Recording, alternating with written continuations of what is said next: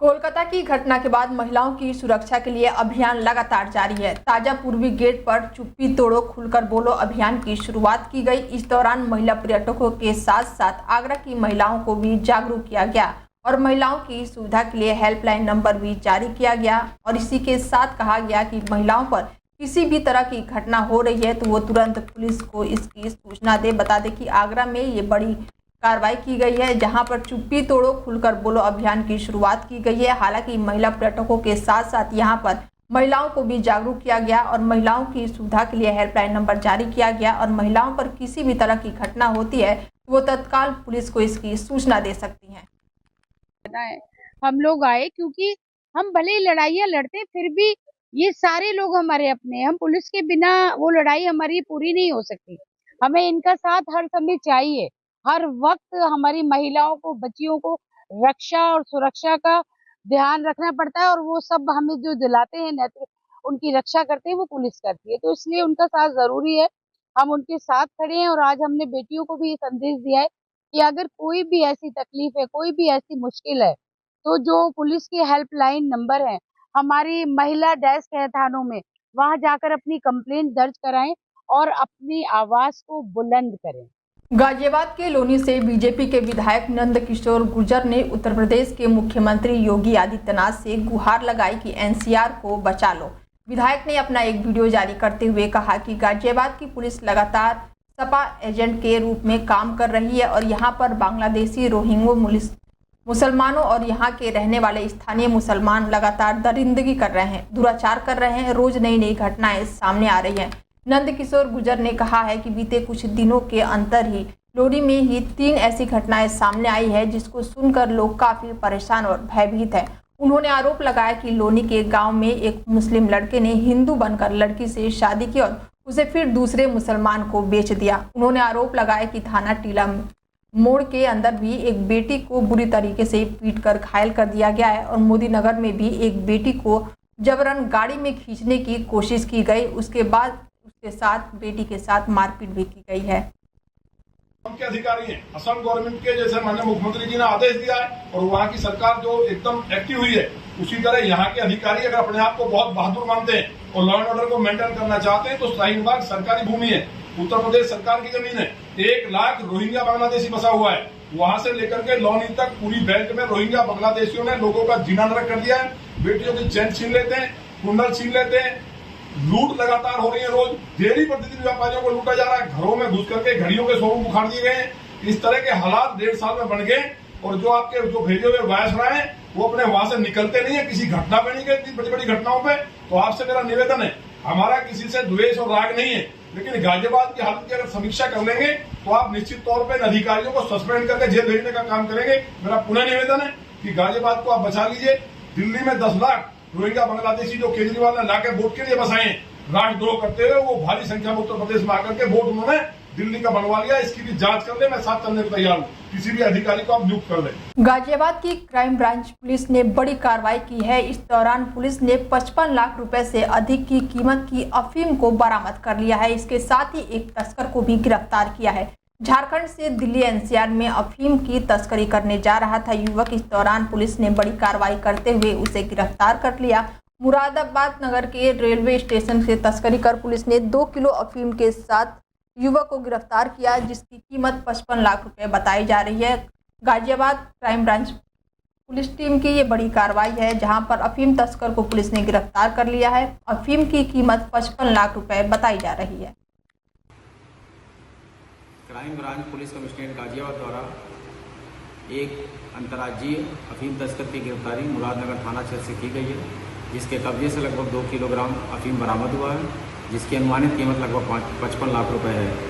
पूछताछ में राहुल कुमार डांगी, जो कि झारखंड चतरा जिले का रहने वाला है, बताया कि वो पूर्व में मजदूरी और ड्राइवरी का काम करता था। बहुत ज़्यादा आमदनी न होने के बाद से यह जो है चतरा के ही प्रीतम के संपर्क में आया, जिसने बताया कि वह अफीम की तस्करी झारखंड से दिल्ली एनसीआर पंजाब हरियाणा क्षेत्रों में करता है और पर ट्रिप उसको जो 20,000 रुपये मिलते हैं। उसके संपर्क में आने के बाद यह भी जो है अफीम की तस्करी झारखंड से दिल्ली एनसीआर हरियाणा पंजाब क्षेत्रों में करने लगा।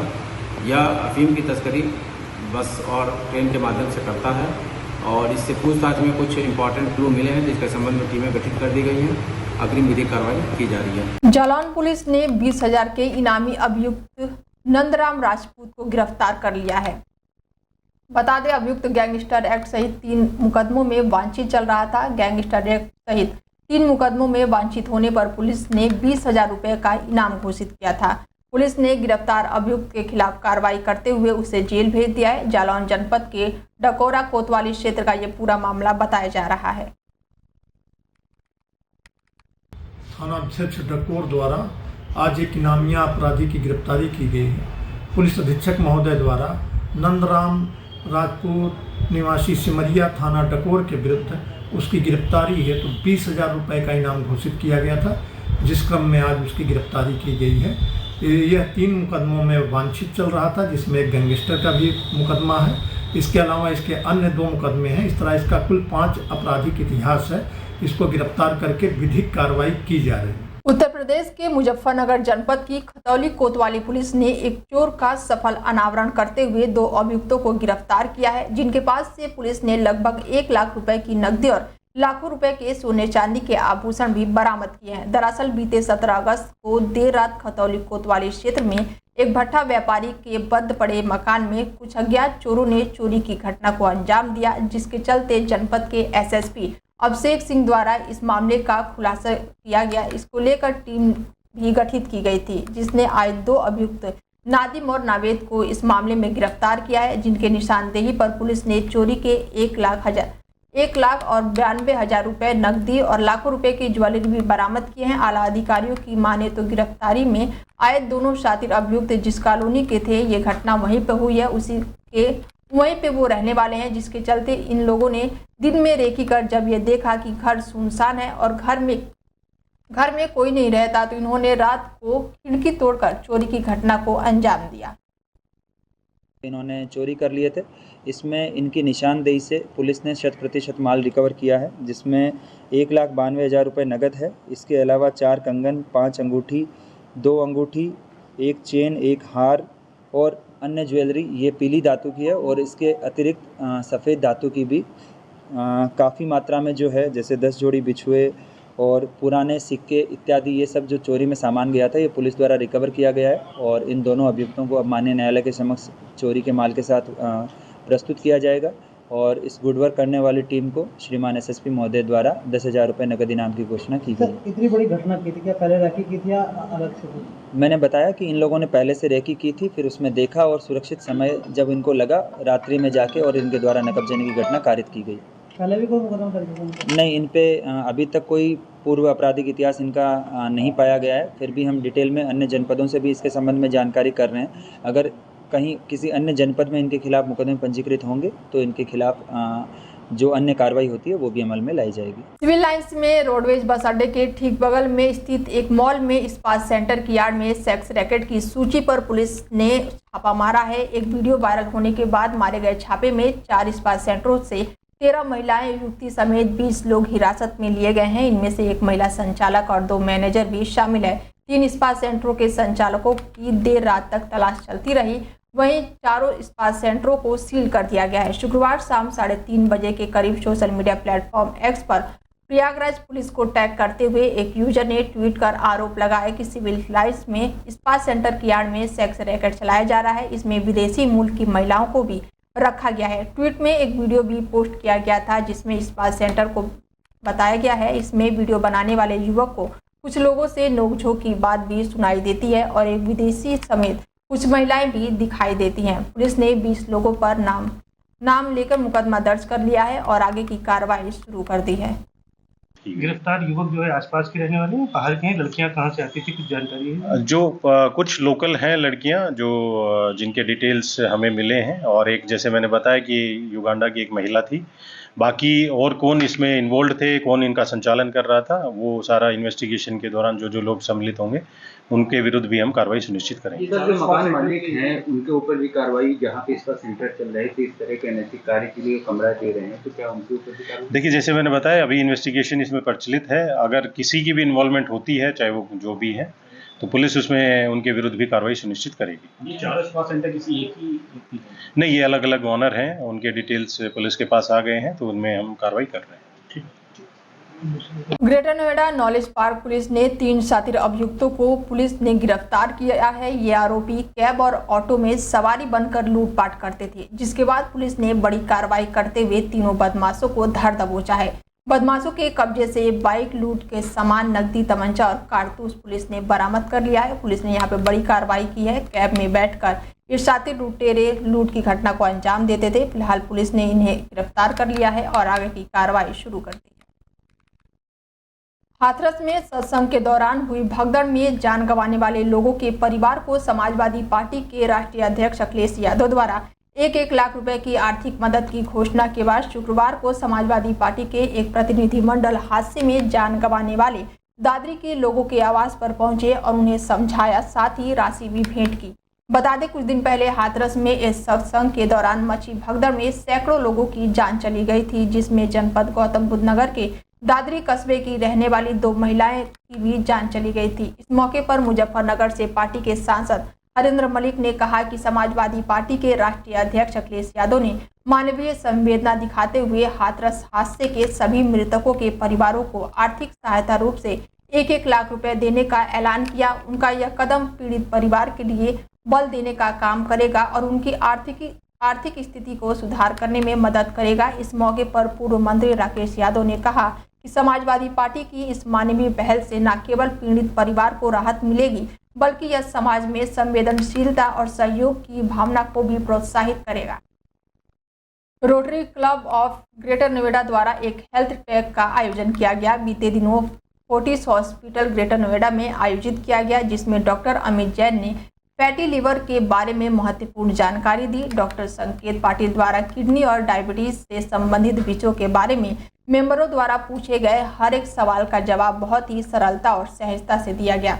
फोर्टिस हॉस्पिटल के सीईओ डॉक्टर प्रवीण कुमार ने कहा कि हर व्यक्ति अपने खान पान में मैदे से बने हुए आहार को हटा दे, वो प्रतिदिन 40 मीटर वॉक और व्यायाम करे तो आधी से ज़्यादा बीमारियां अपने आप खत्म हो जाएंगी। अंत में क्लब अध्यक्ष ने सभी डॉक्टरों द्वारा बहुत ही जरूरी और महत्वपूर्ण जानकारियां रोटरी क्लब के सदस्यों को देने के लिए उनका आभार व्यक्त किया और उन्हें सम्मानित किया।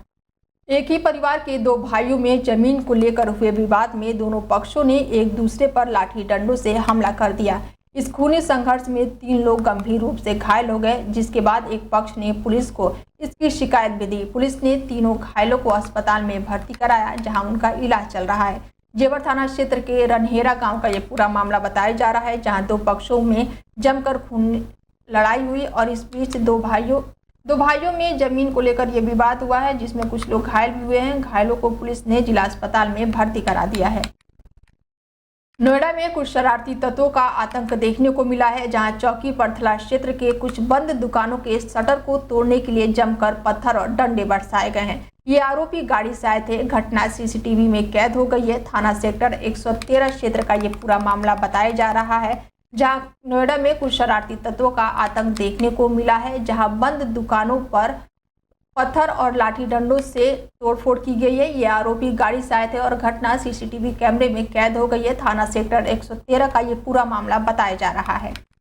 एटा के जलेसर में टप्पेबाजी का शिकार हुई महिलाएं। बता दें कि टप्पेबाजी करते हुए महिलाओं से जेवरात लेकर ये टप्पेबाज मौके से फरार हो गए हैं। पूरी घटना सीसीटीवी कैमरे में कैद हो गई है। टप्पेबाजों ने महिलाओं के घर पर पानी पीने के लिए आवाज लगाई थी। पानी पीने के बाद टप्पेबाज ने महिलाओं पर पानी छिड़क दिया था, जिसके बाद महिलाएं बेहोश हो गई। होश में आने के बाद पीड़ित ने घटना की पूरी जानकारी अपने पति को दी।